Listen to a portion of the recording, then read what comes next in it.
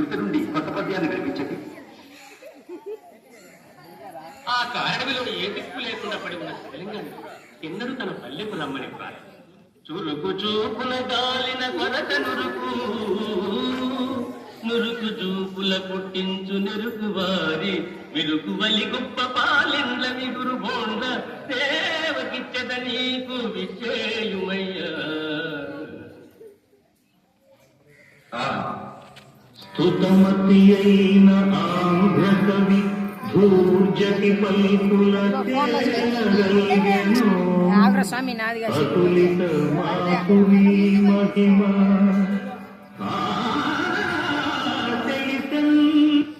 ఎవరు నీవు? నీకు తెలిసినది ఏమి?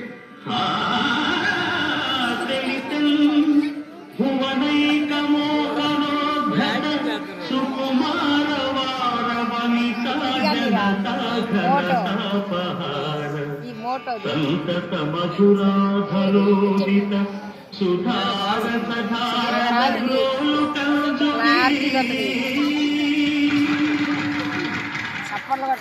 ప్రజల ప్రభువుల కాలవైపరీత్యం జయము జయము మహారాజు. ఏమిటి విశేషాలు? రేపటి మన సభకు శతగండ పెండేల గ్రహీతలు కవిశాబ్దుల బిరుదాకృతులు అయిన శ్రీ నరసకవి గారు ఏం చేయనున్నారు ప్రభు? నరసకవి గారు రానున్నారు. హత విధి రేపటితో నిత్య శోభితమైన విజయనగర సాహితీ వైభవానికి తెరపడనున్నది కాబోలు. అదేమిటి ప్రభు? అష్టదిగ్గజములకే ఒక క్లిష్ట పరిస్థితి. ఆ నరసకవి ఎంతటి పండితోత్తముడైనా అర్థం చెప్పలేనంతటి జటిలమైన కవిత్వము చెప్పగలిగిన దిట్ట. నరసకవి అంతటి ఉద్దండుడా? అతడు నరసకవో నసకవో ఏమైనా ఆ కవీశ్వరుడు ఇప్పటికీ 6 రాజ్యాలలో కవులను ఓడించగలిగాడంటే రేపటి మన సభలో మీకా భయం అక్కర్లేదు ప్రభు. రేపటి మన సభలో ఆ నరసకవికి పరాభవం తప్పదు. చరిత్రలో విజయనగర సాహితీ వైభవానికి తిరుగులేదు. విరూపాక్షుడి దయ వల్ల, మీ నోటి చల్ల వల్ల అదే నిజంగా జరిగితే మేము మిమ్మల్ని ఘనంగా సత్కరిస్తాం మిత్రమా. Thank you very much sir. సంస్కృతమున భావ భవభోగ సత్కల భావములను భావ భవభోగ సత్కల భావములను భావ భవభోగ సత్కల భావములను భావ భవభోగ సత్కల భావములను.